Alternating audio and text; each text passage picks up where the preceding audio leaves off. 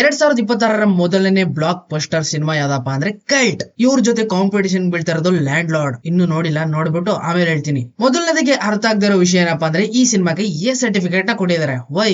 ನಾನ್ ನೋಡಿರೋ ಮಟ್ಟಿಗೆ ಈ ಸಿನಿಮಾದಲ್ಲಿ ಅಂತ ವಲ್ಗಾರಿಟಿ ಸೀನ್ಸ್ ಗಳೇನು ಇಲ್ಲ, ವಲ್ಗರ್ ಬಾತ್ಗಳು ಏನು ಇಲ್ಲ. ಆಲ್ಮೋಸ್ಟ್ ಆಲ್ ಬೇರೆ ಸಿನಿಮಾದಲ್ಲಿ ಯಾವ ರೀತಿ ಸೀನ್ಸ್ ಗಳನ್ನ ನೋಡಿರ್ತೀವೋ, ಕೆಲವೊಂದಷ್ಟು ಮಾತುಗಳನ್ನ ಕೇಳಿರ್ತೀವೋ, ಅದೇ ರೀತಿ ಇಲ್ಲೂ ಕೂಡ ಇದೆ, ಸೇಮ್. ಆದ್ರೆ ಈ ಸಿನಿಮಾಗೆ ಯಾಕೆ ಎ ಸರ್ಟಿಫಿಕೇಟ್ ಕೊಟ್ರು ಅಂತ.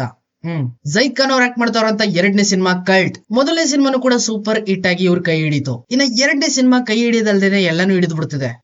Luck good luck. ಟ್ರೈಲರ್ ನೋಡಿದಾಗ ಅನ್ಸಿತ್ತು ಯಾವ್ದೋ ಒಂದು ಹುಡುಗಿಯಿಂದ ಬಿದ್ದು ದೇವದಾಸ್ ಆಗ್ತಾನೆ ಇಲ್ಲಿ ಜೈದ್ ಖಾನ್ ಅಂತ. ಹೌದು, ಇಲ್ಲಿ ದೇವದಾಸ್ ಆಯ್ತಾರೆ, ಬಟ್ ಡಿಫ್ರೆಂಟ್. 2023 ಬೇಬಿ ಅಂತ ಒಂದು ತೆಲುಗು ಸಿನಿಮಾ ಬಂದಿತ್ತು. ಯಾವ ಲೆವೆಲ್ ಅಲ್ಲಿ ಹಿಟ್ ಆಯ್ತು ಅಂದ್ರೆ ಆ ಟೈಮ್ ಅಲ್ಲಿ ಹುಡುಗಿರ್ ಇರೋದೇ ಹಿಂಗೆ ಅಂತ ಓಪನ್ ಆಗಿ ಎಕ್ಸ್ಪೋಸ್ ಮಾಡಿದಾಗ ಸ್ವಲ್ಪ ಕಾಂಟ್ರವರ್ಸಿನೂ ಕೂಡ ಆಗಿತ್ತು. ಆಲ್ಮೋಸ್ಟ್ ಆಲ್ ಸಿಮಿಲರ್ ಆಗಿ ಅದೇ ರೀತಿ ಈ ಸಿನಿಮಾನು ಕೂಡ. ಇಲ್ಲಿ ರಚಿತಾ ರಾಮ್ ಹಾಗೇನೆ ಮಲೈಕಾ ವಸುಪಾಲ್ ಇಬ್ರು ಹೀರೋಯಿನ್ ಆಗಿ ಜೈದ್ ಖಾನ್ ಜೊತೆ ರೊಮ್ಯಾನ್ಸ್ ಮಾಡ್ತಾರೆ. ಅಷ್ಟೊಂದೇನಿಲ್ಲ, ಇಷ್ಟಿಷ್ಟು. ಟ್ರೂ ಲವ್ ಗೆ ಯಾವ ರೀತಿ ಬೇಬಿ ಸಿನಿಮಾದಲ್ಲಿ ಬೇಬಿ ಮಾಡ್ಬಿಟ್ರು ಅದೇ ರೀತಿ ಈ ಸಿನಿಮಾದಲ್ಲೂ ಕೂಡ ಬೇಬಿನೇ ಮಾಡ್ತಾರೆ. ಅದು ರಚಿತಾ ರಾಮ್ ಅಥವಾ ಮಲೈಕನ ಇಬ್ರಲ್ಲಿ ಯಾರಾಗಿರ್ಬೋದು ಅಂತ ನೀವು ಥಿಯೇಟರ್ಗೆ ಹೋಗಿ ಸಿನಿಮಾ ನೋಡ್ಬಿಟ್ಟೆ ತಿಳ್ಕೊಬೇಕು. ಊರಲ್ಲಿರುವಂತ ಒಬ್ಬ ರ್ಯಾಂಕ್ ಸ್ಟೂಡೆಂಟ್ ಹುಡುಗ ಅದೇ ಊರಲ್ಲಿ ಯಾವ್ದೋ ಒಂದು ಸಖತ್ತಾಗಿರೋ ಪಿಕರ್ ನ ಕ್ಯಾಚ್ ಹಾಕೊಂಡಿರ್ತಾನೆ. ಇನ್ನು ದೊಡ್ಡ ರ್ಯಾಂಕ್ ಗಳು ತೆಗಿಬೇಕು ಅಂತ ಸಿಟಿಗೆ ಬರ್ತಾನೆ. ಅವಳು ಬರ್ತಾಳೆ. ಆಮೇಲೆ ಕತೆಲೆ ಟ್ವಿಸ್ಟ್. ಅಣ್ಣ ಪೋಟ್ ಹೊಡ್ಕೊಂಡು ಸಿಗರೇಟ್ ಹೊಡ್ಕೊಂಡು ಫುಲ್ ದೇವದಾಸ್. ಇದಕ್ ಕಾರಣ ಬೇಬಿ ಸಿನಿಮಾ ಇನ್ಸ್ಪೈರ್.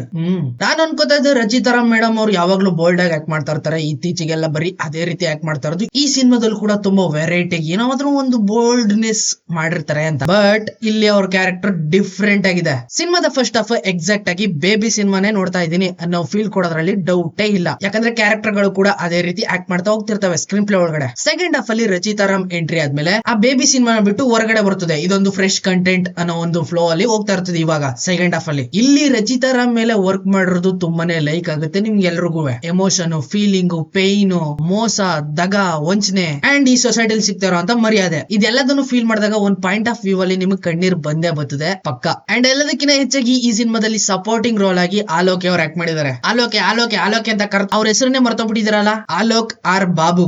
ಇಲ್ಲಿ ಹೀರೋಗೆ ಸಪೋರ್ಟಿಂಗ್ ರೋಲ್ ಅಲ್ಲಿ ಬೆಸ್ಟ್ ಫ್ರೆಂಡ್ ಆಗಿ ಆಕ್ಟ್ ಮಾಡಿದ್ದಾರೆ ಆಲೋಕ್ ಅವರು. Best of the best supporting role ಅಲ್ಲಿ ಇವರೇನೆ one of the best. And ಅವ್ರ ಸಿಗ್ನೇಚರ್ ಸಾಂಗ್ ಆಗಿರುವಂತ ಆಲ್ ಓಕೆ ಸಾಂಗ್ ಕೂಡ ಈ ಸಿನಿಮಾದಲ್ಲಿ ನೋಡ್ತೀರಾ ನೀವು. ಜೈದ್ ಖಾನ್ ಎಂಟ್ರಿಗೂ ಕೂಡ ಅಷ್ಟೊಂದು ಜನ ಕಿರ್ಚಿರ್ಲಿಲ್ಲ, ಬಟ್ ಆ ಸಾಂಗ್ ಬರ್ತಿದಾಗೇನೆ ಕಿರ್ಚಿ ಕುಬ್ಳಿಸ್ಬಿಟ್ಟಿದ್ದಾರೆ ಥಿಯೇಟರ್ ಒಳಗಡೆ ಜನಗಳೆಲ್ಲ. ಅಂದ್ರೆ ಸೀನ್ ಒಂದ್ ರೀತಿ ಡಿಫ್ರೆಂಟ್ ಆಗಿತ್ತಲ್ಲ, ಒಂದ್ ರೀತಿ ಮೋಟಿವೇಟ್ ಮಾಡೋ ತರ ಸೀನ್ ಗೆ ಆ ಸಾಂಗ್ ಬಂದಾಗ ಕಿರ್ಚಾಕ್ಬಿಟ್ಟಿದ್ದಾರೆ ಜನರೆಲ್ಲ. ಅಂಡ್ ಕೊನೆ climax true love never dye. ಒಟ್ನಲ್ಲಿ ಹೇಳ್ಬೇಕಂದ್ರೆ ಬೇಬಿ ರಿಮಿಕ್ಸ್ ಮಸಾಲಾ ಇದು. ಅರ್ಧ ಸ್ಟೋರಿ ಬೇಬಿ ನೋಡ್ಸಿದ್ರೆ ಇನ್ ಅರ್ಧ story fresh content, feel good. ಒಟ್ನಲ್ಲಿ ಹೇಳ್ಬೇಕು ಅಂದ್ರೆ ಈ ವರ್ಷದ one of the best opening cinema ಅಂದ್ರೆ ಕಲ್ಟ್. ಇನ್ನು ಲ್ಯಾಂಡ್ ಲಾರ್ಡ್ ನೋಡಿಲ್ಲ, ಅಲ್ಲೂ ಕೂಡ ರಚಿತಾ ರಾಮ್ ಅವರೇ ಚಚ್ಚಿ ಬಿಸಾಕಿದ್ದಾರೆ. ಅದನ್ನು ನೋಡೋಣ. ಸಿಗ್ತೀನಿ ಆದಷ್ಟು ಬೇಗ ಲ್ಯಾಂಡ್ ಲಾರ್ಡ್ ರಿವ್ಯೂ ಜೊತೆ. ಅಲ್ಲಿವರೆಗೂ ಕಾಯ್ತಾರೆ. Keep watching.